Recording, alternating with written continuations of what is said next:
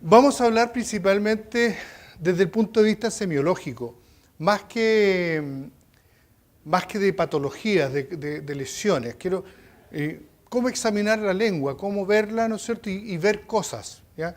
Hay una diferencia entre ver y mirar, ¿ya? Mirar uno no lo hace con intención.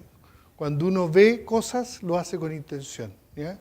Entonces esa es la idea. La idea es no solamente mirar, sino que tratar de ver cosas, ¿ya? El joven discípulo le pregunta a su gurú, maestro, ¿qué es más duradero?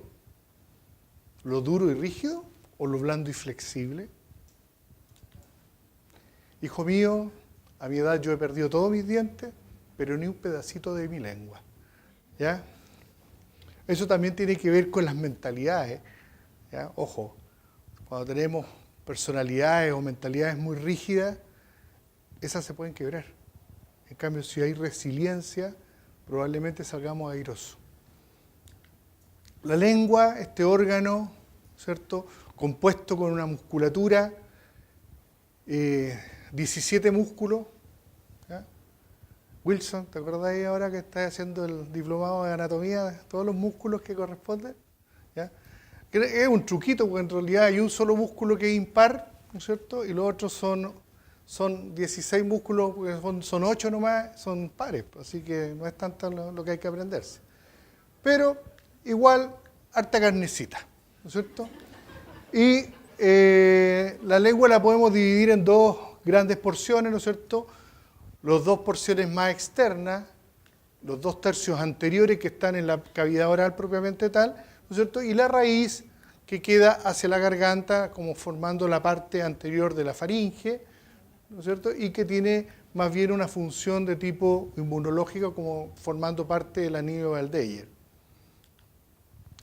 Recordemos, embriológicamente se forman a partir del primer y segundo arco, pero principalmente el primer arco, la parte hacia anterior, ¿no es cierto?, del primer arco, desde el tubérculo impar y las prominencias linguales laterales, que en el fondo conforman sobre todo los 2/3 anteriores de la lengua. Y ahí está una representación de la musculatura que es bastante interesante de la lengua y le permite la amplia movilidad. Los músculos de la lengua, más que músculos esqueléticos, son considerados músculos de tipo visceral, ¿ya? Pero es un músculo estriado igual que un músculo esquelético. Los tejidos presentes en la lengua uno tiene que recordar que son bastantes, ¿ya? Hay una mucosa especializada, que es la parte del dorso y los bordes y la punta de la lengua, y también una mucosa de revestimiento que cubre las otras partes de la lengua, que es sobre todo la parte del vientre. Tenemos también una submucosa, donde vamos a tener algunos tejidos especializados, ¿no es cierto?, como conectivos laxos, ¿no es cierto?, glándulas salivales, ¿ya? Y hacia el sector posterior y, como les digo, hacia la base de la lengua, tejido linfático. El tejido muscular estriado visceral es que predomina, ¿no es cierto?, y también vamos a tener tejidos vasculares y de tipo nervioso que obviamente le dan a la lengua tanta funcionalidad. Cuando nosotros examinamos la lengua, muchas veces es relativamente sencillo.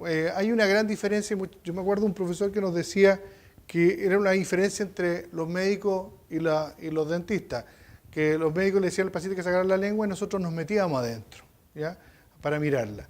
Pero en realidad también no es tan inútil pedirle al paciente que le saque la lengua, porque en el fondo nos permite analizar varias cosas inmediatamente. Nosotros, al pedirle al paciente que saque la lengua, que la mueva a un lado, que la mueva al otro y que la mueva hacia arriba, ya inmediatamente nos permite examinarla completamente, sin ni siquiera meter los dedos, ¿no es cierto? Y nos permite, ¿no es cierto?, apreciar varias cosas dentro de ella, ¿ya? Por ejemplo, la forma, el tamaño, ¿ya? Y en este caso, por ejemplo, podemos tener una lengua con una forma como de U, ¿cierto? En este caso con una forma de V, y en este otro caso como una forma como de corazón. Claro que cuando el paciente saca la lengua y se nos produce ese efecto, nosotros debemos sospechar inmediatamente que ahí hay un truquito, ahí hay algo que está empujando, y lo más probable es que se trate de un frenillo lingual muy corto, ¿no es cierto?, que se denomina anquiloglosia. ¿Ya? Y aquí es importante, creo que había una persona que era de fonoaudiología, ¿ya? Aquí es importante esto, porque si se detecta cuando es guagua, ¿no es cierto?, es niñito, esto se podría solucionar fácilmente, enviándolo al cirujano, ¿no es cierto?, pediátrico, odontólogo, que se haga como sea un corte de este frenillo, ¿no es cierto?, y permite liberar la lengua, ¿ya? Y con eso las R empiezan a aparecer, ¿ya?, inmediatamente. Otras veces tenemos lenguas extremadamente grandes, ¿ya?, que la vamos a denominar macroglosia, podrían ser malformativas. Habitualmente hay un problema malformativo, sobre todo en los bebés cuando tienen esta lengua inmensa. Obviamente puede ser tan grande, muchas veces por malformación vascular, sobre todo de tipo linfática, ¿no es cierto?, ¿ya?, el higroma quístico, que puede generar un agrandamiento extremo de la lengua que incluso puede comprometer la vía respiratoria. Y eso obviamente puede significar inmediatamente un daño, ¿no es cierto?, o la posibilidad de una muerte súbita. En pacientes adultos no es tan infrecuente o tan frecuente encontrar macroglosia, pero hay personas que de alguna manera se la ingenian como para vivir. No sé, en realidad encuentro más o menos grandota, ¿no es cierto? Hay técnicas para reducir la lengua. Muchas veces también en cirugías maxilofaciales, cuando el paciente tiene prognatismo, muchas veces no solamente hay que reducir la mandíbula, ¿no es cierto?, haciendo las técnicas correspondientes, sino que muchas veces también tienen que hacer glosectomía parcial, ¿no es cierto?, para achicar la lengua y para que quepa dentro de la boca, ¿ya? La microglosia también se da más bien asociada a problemas de atresia extremadamente graves, ¿no es cierto?, de la mandíbula. Y fíjense, ahí hay una cosita que también no tiene mucha funcionalidad de repente y también va a dificultar obviamente la deglución. Puede traer grandes trastornos para la deglución y la alimentación, ¿ya? Pero una de las cosas interesantes, cuando le pedimos al paciente que sacara la lengua y la moviera de un lado para otro, nos pudimos dar cuenta también de su grado de movilidad.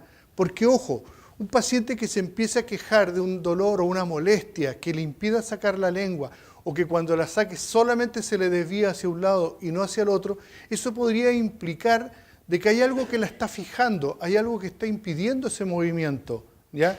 Y ese algo muchas veces es una lesión maligna, muchas veces en la base de la lengua, hacia la zona del tercio más posterior, ¿no es cierto?, bordes laterales hacia el tercio posterior, que podrían de alguna manera traccionar la lengua, generar vías cicatriciales que impidan, ¿no es cierto?, el movimiento.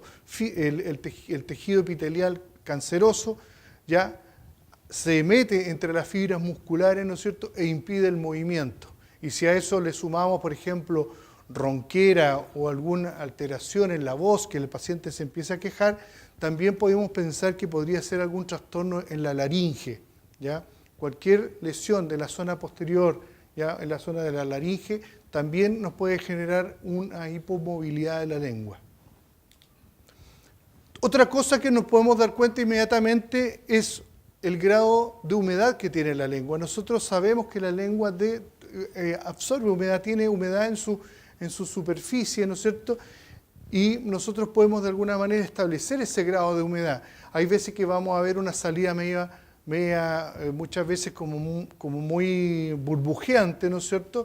Muchas veces el paciente se puede quejar de sequedad bucal y en algunas ocasiones nosotros podemos ver una lengua absolutamente seca, ¿ya?, que puede ser por algún tipo de serostomía generada por algún medicamento o por algún síndrome como el síndrome de Sjögren, que es precisamente una enfermedad autoinmune que afecta al parénquima funcional de las glándulas salivales, que destruye este parénquima funcional y se pierde la capacidad de producir saliva.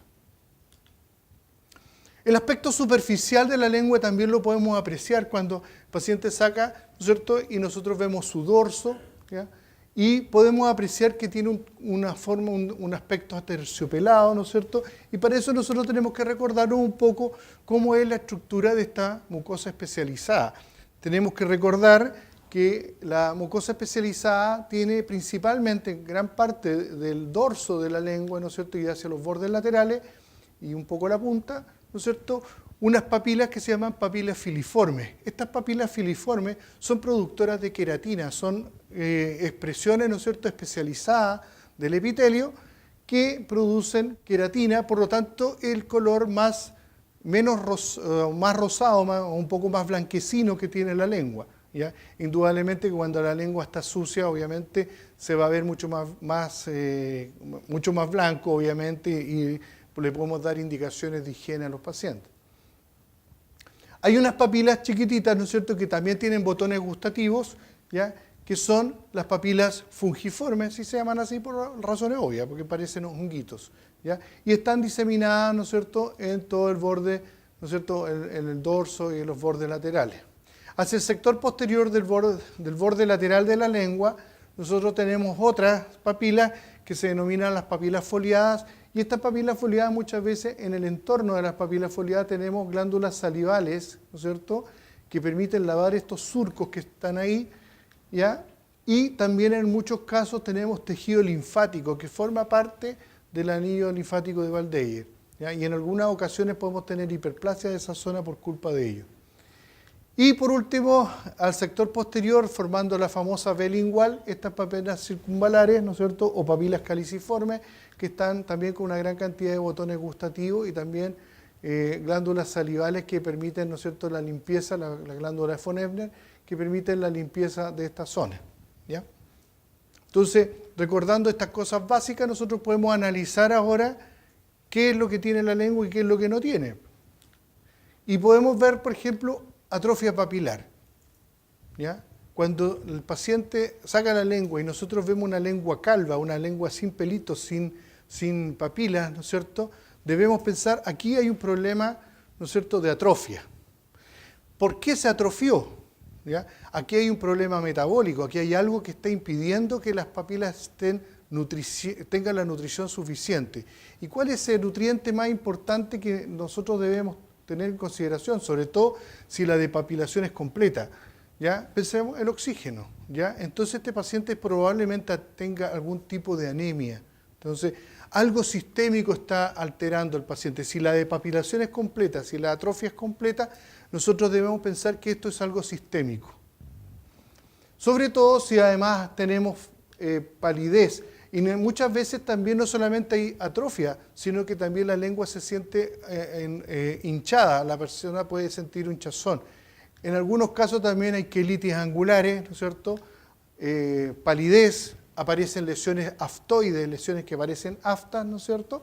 Y también de repente también tenemos problemas para tragar. El paciente tiene dificultades para tragar. Ahí estamos completando un cuadro relacionado con la anemia ferropénica, ¿ya?, o ferropriva, o sideropénica, como quieran llamarla, y que es el síndrome de Plummer-Vinson, ¿ya?, que puede traer complicaciones después de la garganta. Entonces, lo que tenemos que hacer, cada vez que veamos un paciente que tenga una atrofia papilar completa, sí o sí pidámosle un hemograma. ¿Ya? Sí o sí pidamos un hemograma. Esta es una anemia ferropénica y un síndrome de Plummer-Vinson. Compromiso, muchas veces el labio también puede aparecer hinchado, ¿no es cierto? Y una dificultad para tragar. En el caso de que se vea la misma lengua, pero ahora de un color más rojo, ¿ya?, no pálida, sino que rojo, también debemos pensar, aquí también tenemos un problema sistémico, metabólico, ¿ya?, pero está relacionado con otro tipo de anemia, ¿ya?, la anemia que tiene que ver con la absorción de la vitamina B12, la anemia perniciosa, ¿ya? Esta glositis se llama glositis de Hunter, que es una lengua calva, roja, ¿ya?, y dolorosa. El paciente le arde, le molesta bastante la lengua, ¿ya?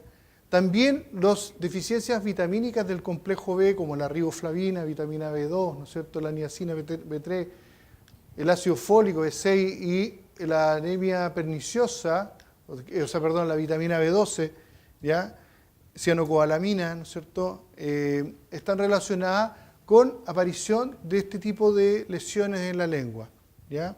Entonces, debemos también muchas veces tener en consideración la solicitud, ¿no es cierto?, no solamente de un hemograma, sino que muchas veces también pensar en pedir recuento, ¿no es cierto?, de vitaminas.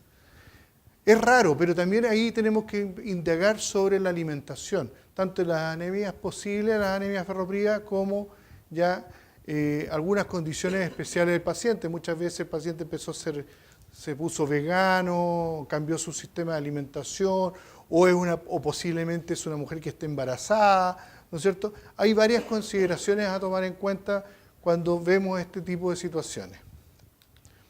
¿Ya? En algunos casos también se le asocia esta lengua al síndrome de Sjögren. El síndrome de Sjögren también, de alguna manera, nos genera algunas alteraciones sistémicas que pueden verse representadas también con atrofia papilar y hinchazón de la lengua. Hay veces que las depapilaciones, las atrofias papilares son focales, son sectoriales. Y hay una que puede aparecer en el dorso de la lengua, en la zona central, ¿ya? Y que si nosotros miramos el paladar nos damos cuenta que hay una lesión relativamente parecida. Hacemos un frotis y le hacemos una tinción de paz y nos encontramos que hay hifas, ¿ya? O pseudohifa. Y esto probablemente, se trata de una candidiasis. Este cuadro se llama glositis romboidal media, ¿ya? Y es característico. Aquí hay que hacer un tratamiento local, ¿no es cierto?, antifúngico y de tipo... Ahora, pensemos que también, ¿por qué se le produjo eso? También puede ser el paciente puede estar en algún tratamiento inmunosupresor, entonces hay que indagarlo con la anamnesis, ¿ya? Pero también podría ser algún tipo de inmunosupresión, como por ejemplo una enfermedad de VIH, ¿ya? Entonces es una de las cosas que uno tiene que consultarle al paciente y preguntarle antes de empezar a hacerle algún tratamiento, ¿ya? Habitualmente podemos dar miconazol o nistatina tópica y hay que pensar que los epitelios, ¿ya?, se renuevan más o menos alrededor de 14 días. Por lo tanto, los tratamientos mínimos entre 14 y 21, los tratamientos mínimos, ¿no es cierto?, que debemos establecer cuando tenemos una infección fúngica o una probable infección fúngica son por lo menos de 3 semanas. ¿Ya? Y ahora, aprovechando este cuadro, ¿no es cierto?, de repente esas peladuras de la lengua no son crónicas, sino que son agudas, ¿ya? Y en realidad se produce como una telita, como una pseudomembrana, ¿ya?, que se desprende y deja zonas eritematosas, ¿no es cierto?, o zonas relativamente erosionadas, ¿no es cierto?, francamente, que puede estar en la lengua o en diferentes partes de la boca, ¿ya? Y ahí tenemos lo que es una candidiasis pseudomembranosa aguda. Aquí sí que tenemos que ser mucho más mal pensados con respecto al tema de la inmunosupresión, ¿ya? Porque esto está mucho más característico y es mucho más relacionado con la falla, ¿no es cierto?, en la capacidad inmune que tiene el paciente. En algunas ocasiones tenemos lesiones parecidas, pero ya no son pseudomembranas que se desprenden, pero sí pueden aparecer como lesiones, ¿no es cierto?, ampollosas, ¿ya?, que pueden afectar la lengua, en este caso, ¿no es cierto?, las mejillas, pero aquí ya empezamos a ver que también tienen algunas características como de encaje y que nos empiezan a recordar, por lo menos, a otras lesiones que tienen algún diagnóstico claro y establecido, ¿ya? Podría ser un líquen plano erosivo, pero también, ojo, hay otra lesión que se llama lupus eritematoide discoide crónico, aun cuando las dos podemos tratarlas con corticoides, pero pueden tener connotaciones totalmente diferentes. Entonces, muchas veces tenemos que buscar, ¿no es cierto?, en zonas relativamente sanas, ¿ya?, a tomar una biopsia, ¿no es cierto?, en algún lugar que nos pueda permitir, ¿no es cierto?, hacer el diagnóstico. Hay veces que las atrofias son parciales y muchas veces cambian de posición y tienen un borde, ¿no es cierto?, de hipertrofia o hiperplasia de las papilas filiformes, ¿ya? Entonces, y se van moviendo y forman como una especie de mapa, ¿ya?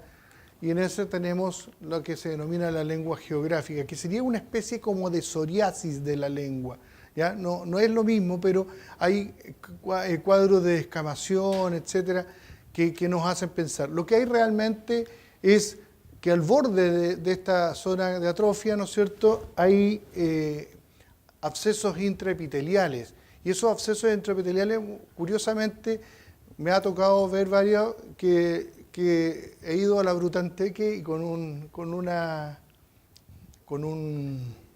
escobilla, ¿no es cierto?, de profilaxis, y le pasamos a toda la lengua, ¿ya?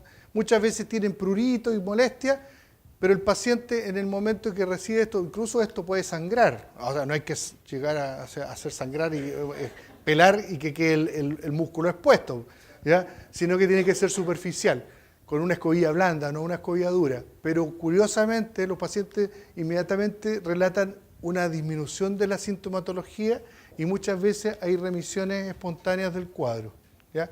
Estos cuadros muchas veces también son estacionales. Es un cuadro de los fáciles de diagnosticar, pero difíciles de tratar, ¿ya? Como hay muchas cosas de la patología bucal. Fáciles de diagnosticar, pero difíciles de tratar. En ocasiones las papilas filiformes crecen mucho, ¿ya? Cuando los pacientes son extremadamente quisquillosos con su higiene y empiezan a usar 20.000 millones de cuestiones, ¿ya? Y se pasan el cepillo. Bueno, cada vez que tú inflamas, ¿no es cierto?, generas inflamación producto de traumatismo sobre las papilas, ¿no es cierto?, sobre el tejido conectivo que está debajo, genera factores de crecimiento, genera inflamación y factores de crecimiento, y el factor de crecimiento epidermoide, ¿no es cierto?, puede llegar a generar que las papilas crezcan, ¿ya?, que las papilas filiformes parezcan realmente pelitos. Y el color va a ser dependiendo de los alimentos. Pues seguramente este tipo se come más tecito, cosas por el estilo, este otro no sé, pues, más lechecita o algo así, ¿ya? No creo que esté relacionado con el color del pelo, la verdad, las cosas, ¿ya? Más que nada con los alimentos. Y yo no he visto, estas dos son del libro, estos son del libro del profesor Pinborg, ¿ya? Pero esta la tomamos nosotros porque también nos llegó un paciente que era como adicto a la clorhexidina. Ahí está bien la clorhexidina, usted tiñe toda la cuestión, ¿ya? Lengua pilosa, ¿ya? En algunas ocasiones, en alguna enfermedad sistémica que afecta a la garganta sobre todo, ¿ya?, y te produce algunas pintitas en la piel, como síntoma previo a la aparición del exantema en la piel, ¿no es cierto?, aparece un levantamiento mayor de las papilas, de la papila fungiforme, ¿ya? Y la lengua adopta una especie de aspecto de frutilla, así como de fresa. Esa es la famosa lengua de fresa que se produce en la fiebre escarlatina, ¿ya? Entonces, tenemos un niño con amigdalitis, con fiebre alta, ¿no es cierto?, y le parece esto en la lengua, le va a aparecer el exantema cutáneo. Esto es fiebre escarlatina, ¿ya?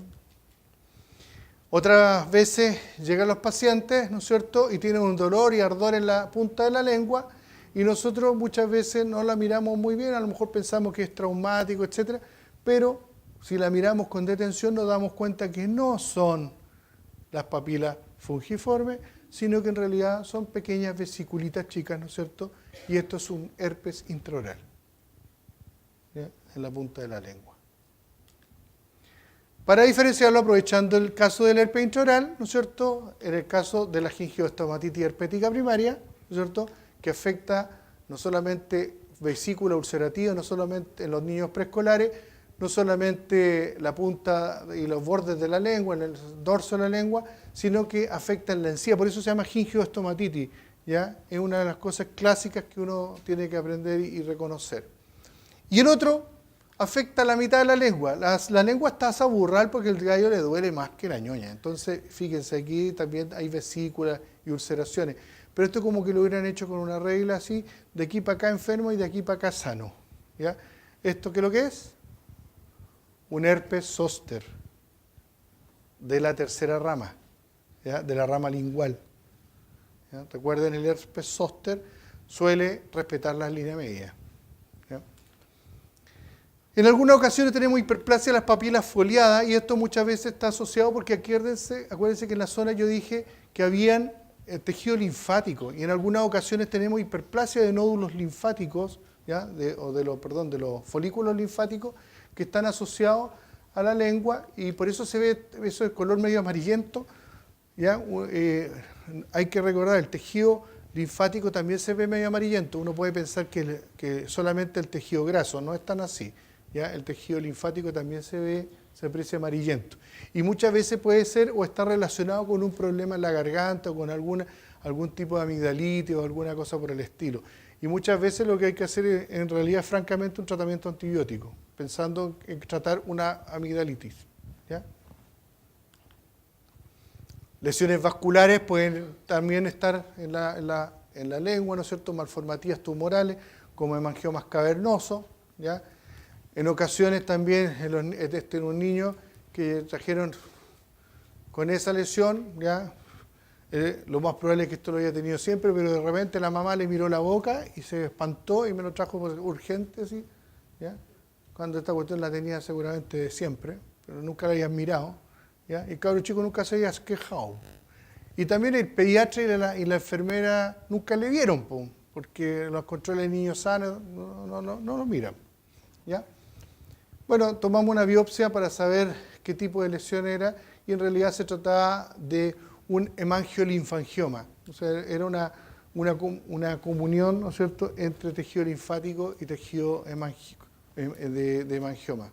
¿Ya? La doctora habló también de las varices, ¿no es cierto? Nosotros en la lengua también podemos tener dilataciones. ¿Ya? Ahora, no tienen un origen similar a las varices de las piernas, porque las varices de las piernas tienen que ver más bien con las válvulas y con el retorno venoso. Nosotros en la lengua no tenemos problemas de retorno venoso, o sea, está re fácil el retorno venoso desde la lengua hacia el corazón, porque ¿ya? Entonces, está claro que aquí hay un problema que tiene que ver más con el soporte colágeno que está alrededor de las venas y por eso se dilatan. ¿Ya? Pero también lo vemos en pacientes de más edad. Es raro verlo en personas jóvenes. ¿Ya? Generalmente lo vemos en personas de más edad. Probablemente estas razones que decía la doctora de algunos efectos hormonales, varicosidades sublinguales. Placas blancas. Vemos placas blancas y dependiendo de dónde están, ¿ya? Podemos sospechar de una cosa u otra. Bueno, como definición, una placa blanca, una leucoplasia o leucoplaquia, ¿no es cierto? Una placa blanca que no sale al raspado, aquí asociado a atrofia papilar, ¿no es cierto? Esto puede no tener muy buena cara, entonces esto hay que buscar los lugares, a lo mejor hacer un azul de toluidina, ¿no es cierto? Y tomarle una biopsia, porque en una de esas podría haber algún cáncer empezando a formarse por ahí, ¿ya? Podría también tener algún grado ¿cómo se llama esta paciente? También yo le haría un hemograma, porque obviamente, indudablemente que tenga probablemente algún tipo de anemia, ¿ya? Pero aquí unas placas blanquecinas que aparecen en el borde lateral y el borde lateral de la lengua, un poquito así como un rayado, así cuando uno raya con un lápiz, ¿ya? Y muchas veces bilateral. Y ahí uno se empieza a poner...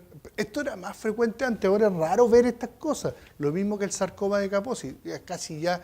Ahora, el otro día un colega de cirugía me dijo, oye, en el hospital llegó un gallo que tenía un sarcoma de Kaposi, o sea, parece un sarcoma de Kaposi, tenía un hematocrito súper bajo y toda la lesera, las plaquetas tenía como 40.000, ¿ya? Y querían que yo le tomara una biopsia, y yo, ¿para qué le tomara una biopsia a la cuestión?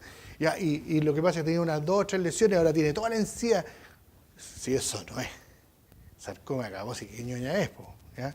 Entonces, y al revés, esto, hay una lesión que también se relaciona con el VIH, ¿ya? Que era la leucoplasia pilosa, ¿no es cierto?, en los bordes laterales de la lengua. Y esta leucoplasia pilosa, ¿no es cierto?, está relacionada con un virus que es el virus de Epstein-Barr, que también es un virus tipo herpes, ¿ya? Entonces ahí tenemos la leucoplasia velluda o pilosa, ¿no es cierto? Esto sería una leucoplasia. Ahora, este paciente, no es mío, pero lo encontré en un caso, tenía esta lesión, ¿ya?, en el vientre de la lengua, ¿no es cierto?, y un poco del piso de boca, y el tipo fumaba, pero fumaba harto. No voy a decir como carretonero, porque a lo mejor ahora después va a salir el movimiento de los carretoneros de Chile, bueno, y me van a mandar preso, me van a tomar un parte. ¿ya? Entonces, fumaba harto, ¿ya? ¿Podemos decir como chino? ¿Hay alguien chino aquí? Ya. Ya, y por último, a lo mejor fumaba con la candela para adentro, no sé cómo la llaman, como lo hacen los colombianos, etc. Y parece que le dijeron que era cáncer y el gallo se asustó. Y se asustó de veras. O sea, yo cuando veo estas cuestiones, yo ahora a los pacientes antes yo les decía, no, esto no puede ser, mira, puede que no tengáis, no, ahora francamente los asusto. ¿Ya? No, asustémoslo, ¿ya? Para que dejen el hábito, porque si no los asustáis, le decís, no, que podría ser algo bueno, y al final, ¿qué va a pasar? El gallo va a seguir fumando y al final va a terminar con cáncer. Pues. Asústenlo mejor, pues, ¿ya? Para que por lo menos cambie un poco la actitud, ¿ya? Si se fuma 40, por lo menos que se fume 10. Ahí es la otra que yo les digo a los estudiantes. ¿Cuánto te dijo el paciente que fumaba? Me dijo que fumaba 10, ya anota 20. La gente es mentirosa, ¿ya? La gente miente, ¿ya? Son mentirosos. ¿Sabe por qué? Porque uno me va a decir algo el doctor, para que no me rete, le voy a decir que fumo la mitad, ¿ya? Entonces, cuando el gallo diga que se toma 3 copitas, se toma 6. ¿Ya? Cuando diga que fuma marihuana así de repente con los amigos, no, fuma todos los días. ¿Ya? O sea, ¿para qué estamos con cosas si en el fondo la gente es mentirosa? Bueno, este paciente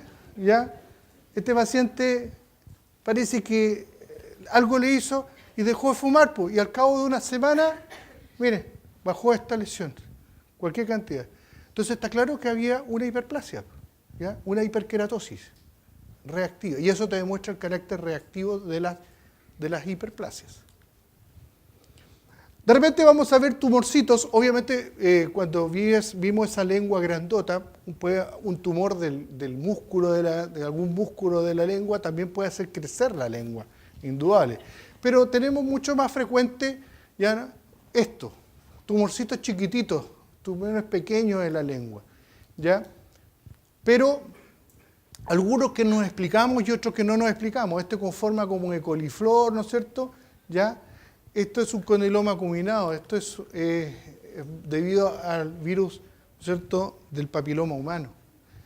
Pero hay veces que tenemos unas pelotitas que nos aparecen, ¿no es cierto?, en el dorso de la lengua y uno, francamente, no sé, porque en la punta de la lengua, en los bordes laterales, uno cómo se explica más o menos las mordeduras, pues. Pero resulta que en el dorso de la lengua tú dices, ¿cómo el gallo lo hará? Como para traumatizarse, ¿cierto? Entonces lo más probable es que no se traten de pseudofibromas, sino que se trate de fibromas verdaderos, ¿ya? Algún tipo de tumor fibroso de verdad, ¿ya? En este caso está en un borde lateral o en la punta en realidad, ¿ya? Y sí lo podemos asociar de repente a los dientes. Ustedes tienen que decir, busquen la forma como tienen los dientes. Yo muchas veces le digo a los pacientes que y ahí más o menos como que cacháis como que se engancha y ahí uno entiende más o menos cómo se formó esto, ¿ya? Este otro no, porque esto ya es un tumor ya de tejido nervioso, ¿ya? Que eso sería una neurofibroma, ¿ya? Pero ojo, acuérdense que la neurofibroma puede estar múltiple y está la neurofibromatosis von Recklinghausen. Y este otro era una bolsita, igual que los labios, de un mucocele. El mucocele de los labios es súper fácil de operar porque tú le abres y sacas la glándula y toda la cuestión. ¿Por qué? Porque está todo en la submucosa. Pero las glándulas salivales de la lengua no están en la submucosa, están metidos entre el músculo. Entonces tratar de sacarlo es un queso. Entonces al final uno que es lo que hace, corta esto nomás y deja cruento, deja abierto, ¿no es cierto? Con tal que si sale saliva, salga para el medio externo. De repente tienes que operarlo como 3 o 4 veces, pero tratar de buscar la glándula, olvídate, porque te voy a meter en el músculo. Claro que tanto problema con el músculo, no sé, porque unos energúmenos tremendos llenos de tatuajes le hacen piercing a la gente, bueno, y nosotros no vamos a poder operar una lengua. ¿Ya? ¿O no? Hay lesiones que son ulceradas, ¿ya? Y aquí tenemos varios tipos de úlceras y todas representan cosas diferentes. Todas son de origen diferente. Este es uro. Esta es úlcera recurrente oral. Chiquitita, no como la otra que mostró la doctora, Peñailillo, sino que esta es una pequeña, ¿no es cierto? Una uro pequeña. Pero esta otra, de bordes deshilachados, de bordes indurados, parece cáncer. Es más, es cáncer hasta que no se demuestre lo contrario. Ustedes ven una úlcera indurada en la lengua, sobre todo el piso boca, eso es cáncer hasta que no se demuestre lo contrario. ¿Y cómo se demuestra lo contrario? Con una biopsia. ¿Ya? Entonces, nada de que no vamos a esperar cáncer hasta que no se demuestre lo contrario. ¿Ya? Esa es la orden del día. Bueno, esto en realidad, esta es seguro y esta otra es TBC. Esto es una úlcera tuberculosa. Pero aquí seguramente hay antecedentes de tuberculosis pulmonar. ¿Ya? Las úlceras tuberculosas nunca, prácticamente nunca, son primarias, casi siempre son secundarias. ¿Ya? Ahora, ojo, estamos recibiendo mucho extranjero, cosas que antes no veíamos, ahora no hay nadie extranjero acá, porque para que los pelemos. ¿Ya? Antes habían un montón de enfermedades que no veíamos, ¿ya? Y ahora vamos a empezar a verlas, ¿ya? Entonces vamos a tener que empezar a acostumbrarnos y vamos a tener que empezar a traer profesores extranjeros que nos expliquen cómo son las enfermedades, ¿cómo se llama?, tropicales y toda la cuestión, ¿ya? Porque de repente no las vemos, pero van a empezar a llegar, ¿ya?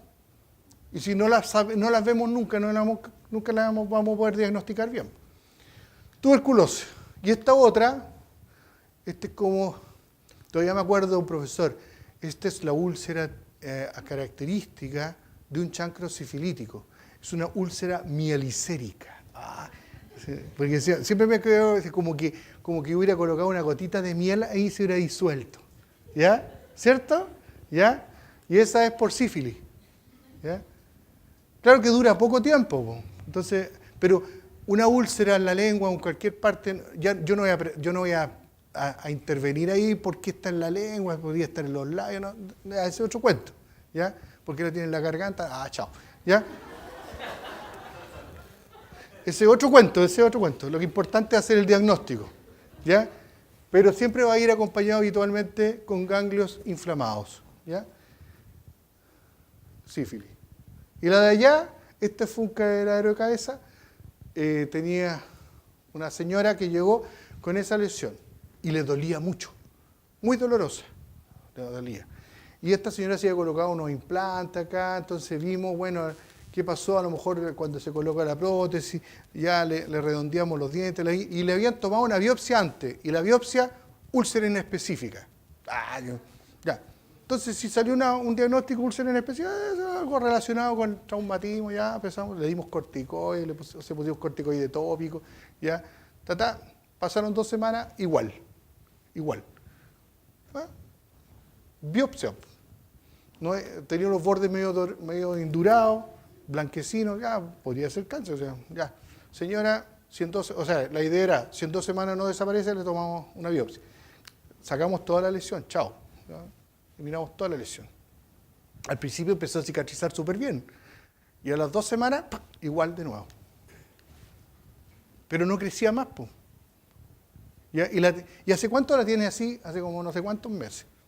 Bueno, úlcera inespecífica, y yo me quedé, y miraba la cuestión, la placa, y decía, úlcera inespecífica, es una úlcera inespecífica, bueno. ¿Ya? Y dije, pucha, a ver, algo veo raro acá. Y veía unos macrófagos extraños que tenían unas cuestiones, ¿ya? Y se me ocurrió hacerle un PAS a uno de los cortes. Corté unas placas más y le hice un PAS. Y me encontré que algunos macrófagos tenían unas pelotitas rojitas adentro, ¿no es cierto?, con un borde, con un halo sin tinción. O histoplasmosis. Y ahí me entró la duda, ¿a quién le da histoplasmosis aquí en Chile, man? Esa señora tiene como 85 años, man. No creo que esta vieja sea espeleóloga, que vaya a lo... Porque esta cuestión se da por... hay zonas endémicas de Estados Unidos donde hay histoplasmosis, pero aquí en Chile, ¿ya? Entonces, usted, señora, fue a Estados Unidos, sí, pero fui a Nueva York. No, creo que no hay. ¿Ya? Porque esta cuestión se produce por hongos que hay en las heces de los murciélagos. Entonces tenés que meterte en una caverna, pues entonces no creo que la vieja vaya a meterse a cavernas, pues, ¿cachai? Entonces, Ya, ¿sabe qué más, señora? No me explico cómo tiene esta cuestión. ¿A ¿Usted alguna vez ha tenido contacto con un murciélago, por último Batman? Man? ¿Ya?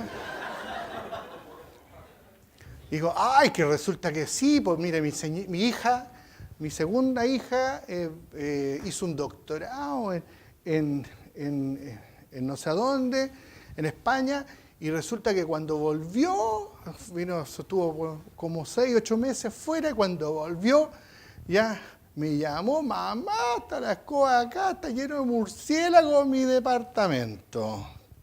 Yo había dejado una ventanita abierta y no había nadie, entonces...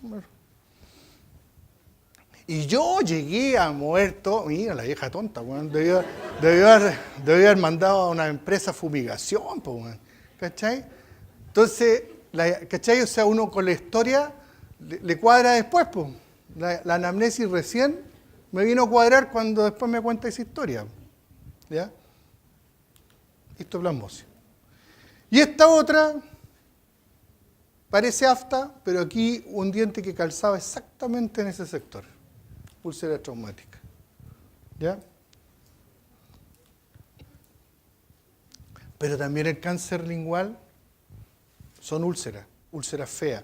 Recuerden, úlcera, pero ojo, de repente las úlceras no son tan feas, son medias bonitas.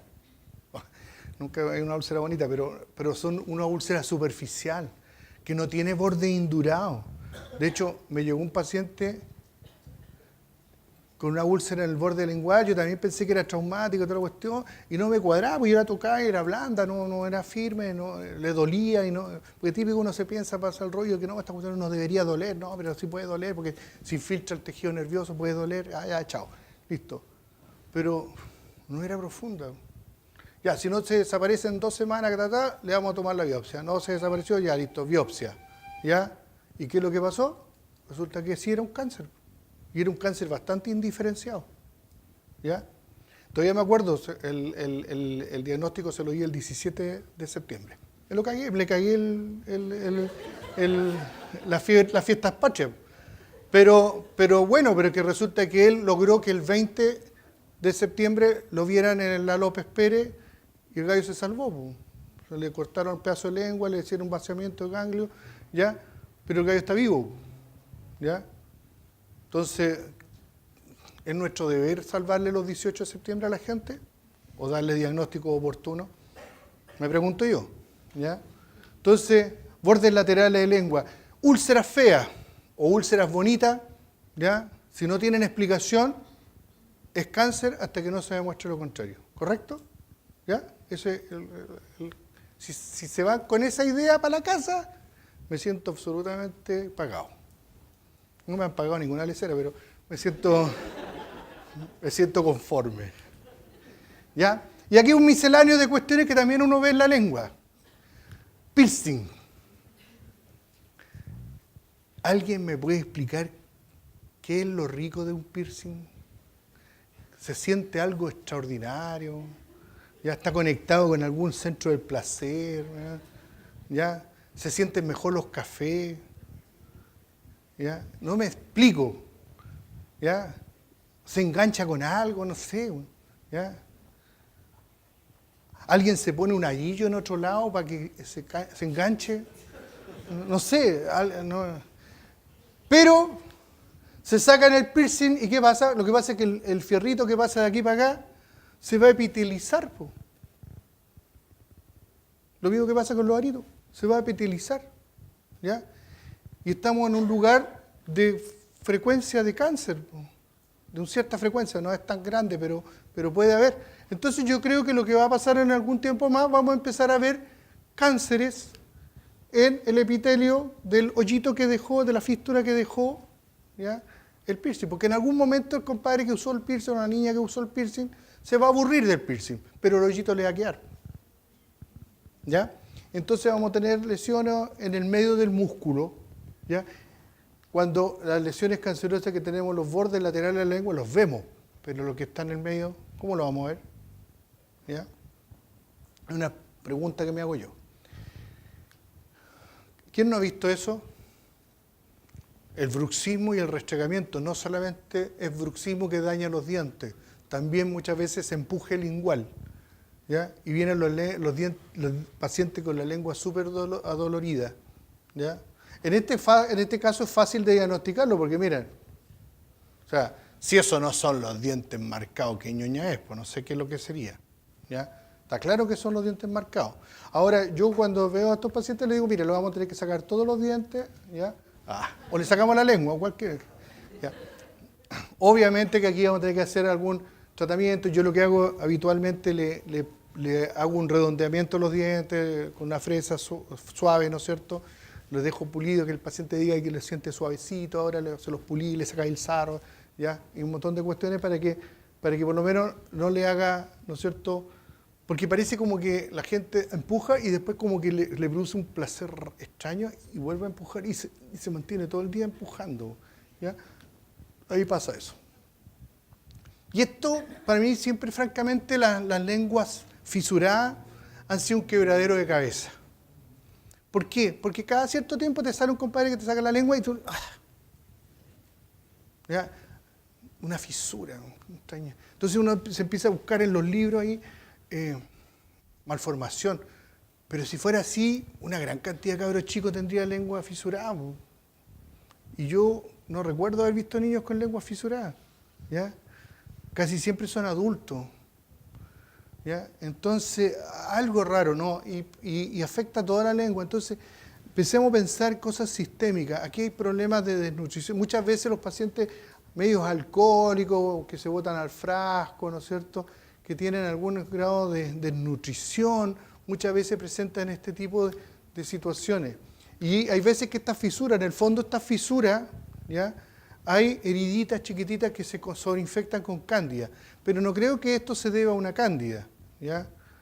Entonces, para mí siempre ha sido un quebradero de cabeza. Entonces, si hay alguien por ahí que quiera estudiar este tema, ¿ya?, y tenga suficientes pacientes como para estudiarlo, o acuérdense de que hay que firmar un consentimiento informado, porque ahora todo es con eso, ¿ya? Y tiene que buscar la misma cantidad de hombres y mujeres para que no haya dificultades, por favor, ¿ya? Porque en una de esas, ahora que yo lo pienso, no sé, yo parece que lo he visto más en hombres, ¿ya? Pero no me atrevería a confirmarlo, ¿ya? Cada vez que vean esto, piensen en por lo menos si tiene algún problema sistémico. Por último, pídanle una prueba completa, ¿ya? Pídanle un hemograma, pídanle Les voy a dar un dato. Casi siempre los laboratorios traen la referencia al lado. Así que no hay que saberse todos los valores, basta comparar con la referencia. Entonces ahí uno sabe si está aumentado o está disminuido. ¿Ya? Y si está alterado, se lo mandáis al médico, si no es problema tuyo, es problema del médico. ¿Cachai? Pero por lo menos ayudaste al diagnóstico, van a decir, oye, mi dentista del descueve me descubrió una enfermedad sistémica. ¿Ya? ¿Sí o no? Me descubrió algo al hígado. ¿Por qué? Porque le pedí prueba hepática, ¿cacha? ¿Ya? ¿Ya? Porque le descubrí una anemia, y además que uno se siente el descueve, porque uno dice, yo le descubrí esto. ¿Ya? Resulta que ahora no tienen por qué hacer el tratamiento, porque si ustedes son dentistas no van a tener por qué hacer el tratamiento, si no nos corresponde, ¿ya? Pero sí que si le encontraste algo al hígado, porque le pediste prueba hepática, sí porque le pediste, por ejemplo, un perfil bioquímico, se lo mandáis al internista, ¿ya? Por último, si no sabía a quién mandárselo, mándaselo a un internista, ¿cierto? Él tampoco, a lo mejor, él también lo va a instruir, ¿ya? ¿Ya? ¿Pregunta?